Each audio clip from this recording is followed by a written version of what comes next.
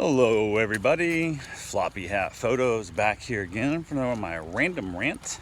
And today's random rant is about you people out there with lousy, crappy, shitty dogs that are untrained and super anxiety, super aggressive, super scared, or whatever the hell their thing is.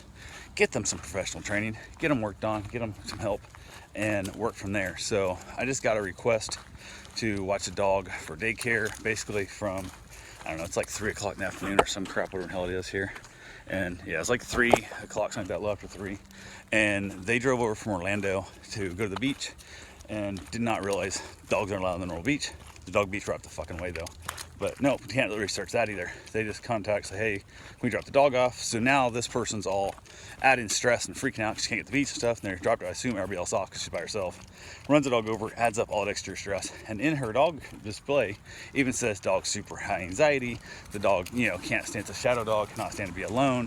When it's in the car, it has to have a cover and all kinds of stuff. And I thought, no big deal. It's for a few hours. It's from, 3:30 or so when they get here, whatever, 4 o'clock when they get here, till dark, sundown. They gotta be off the beach anyway by then.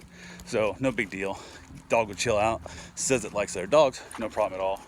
They get here, she shows over, so I'm sure she's driving like a maniac.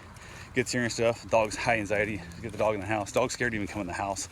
It's so scared of everything. And of course, then she's all freaking out because she's, just ruined her whole day of going to the beach.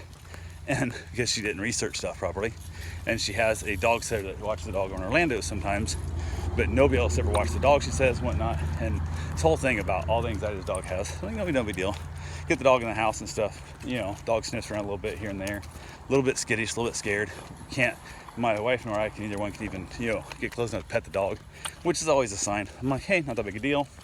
Bring it outside, let it play around, let it meet my dog. And worst case scenario, I thought, unlike the last one I had that was super skittish and scared like this, that I was gonna leave this dog on a leash even outside and let it basically kind of chill out there in the process, so I can get it back in the house if I need to on leash. And she went to leave and the dog freaked out, tried to go to the door, so we brought it back to the gate, and stuff. And I was trying to explain to her, like, you need to be able to hold your dog here while you shut the gate and then go out there and stuff.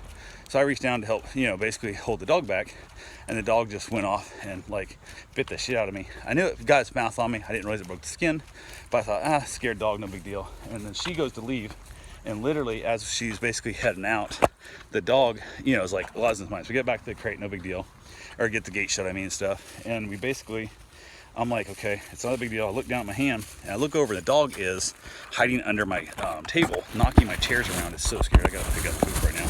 That's why I'm in this process. But literally, the dog is knocking the chairs around underneath my table.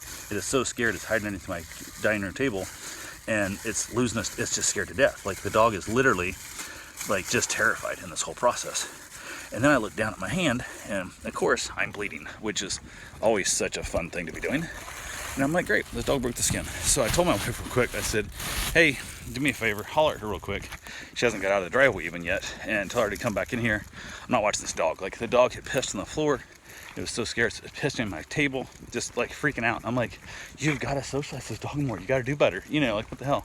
So she goes out and flags it down. And this girl is so sporadic herself, doesn't even put her car, just puts her car in park, doesn't even pull it back in the driveway. So she's half out of my driveway, half out in the street, comes back in and stuff, and she's freaking out. She didn't have that oh my God, my dog's never done this before. It was more of that oh shit, I can't believe this happened again kind of scenario. It's kind of what this felt a little bit more like than it was before. So it's good, Bruce. Which is ironic, the other time I've been bit by a dog, same shit. Is that whole thing of super scared, super skittish, super, And then they send her stuff. When I call and tell my dog their dog bit the shit out of me, they're like, oh, okay, when can we come pick it up? I'm like, come get it right now. I'm gonna keep watching your dog. This dog's psychotic as shit, kind of thing. So I'm like, okay, whatever, yada yada. And I was like, can't do it. So went ahead, flight her down, she came back in, and then she's all spastic, and she's literally didn't hook the leash back up. She's holds onto the collar, the harness thing, to drag the dog back out the car, and I carried her bowl and stuff back out in her treats. And didn't even say, hey man, I don't even think she really said sorry. She's like, oh, I can't believe that happened. Not, hey, sorry my dog bit you. Or, hey, do you need to go get the doctor and get a shot or something? I'll happily pay for it. None of that shit. Just piss off. And I was like, oh, that's cool, whatever. So she takes off. I washed my hand out real good.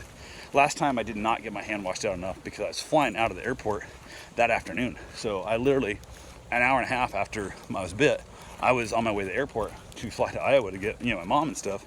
So definitely not the best scenario, I peroxide the shit out of this one. I actually got it all wrapped up. Just because where it's at, I can't really put tape on it for a Bandage. So I got a bunch of gauze and stuff on it and a bunch of Neosporin, but a ton of peroxide in there. Trying to make sure I get it flushed out. I'll peroxide the shit out of it for the next couple days. Make sure it stays flushed. When I get home from my run, I'm going to go ahead and get that done. I'm trying to run in right away while my adrenaline's still going before the throbbing starts to kick in on my hand, because I run every single day no matter how bad I hurt. But the sooner I can run before the adrenaline wears off, the happier I'm going to be. So please, for God's sake, go find somebody.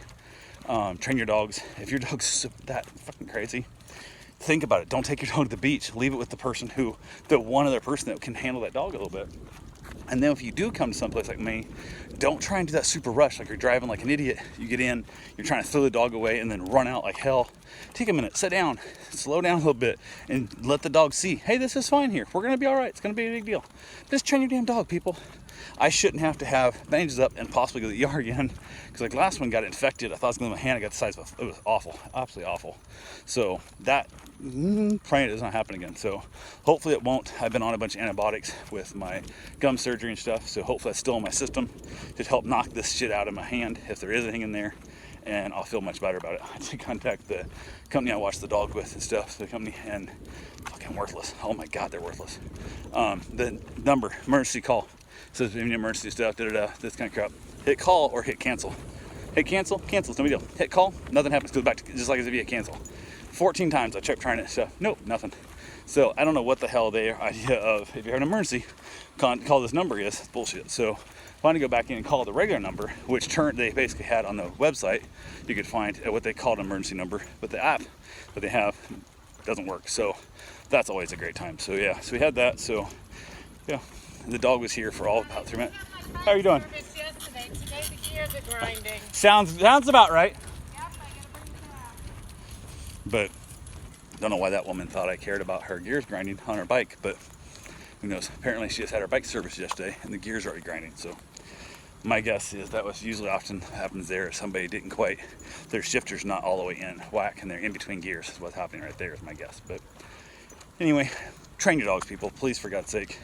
Or find the people who can put up your dog and don't dump them on people like me in a high stress, high speed environment. And I end up bleeding and feels like I feel like I smashed my hand in a door or hit it with a hammer. It's not fun. I'm hoping to get this run in here before the adrenaline wears off too much, and the rest of my day is gonna suck. And probably the next few days are gonna suck. So yay, all that for $21.50. So gotta love life. Anyway, talk to you guys later. Have yourself a safe, wonderful day. Thanks for watching.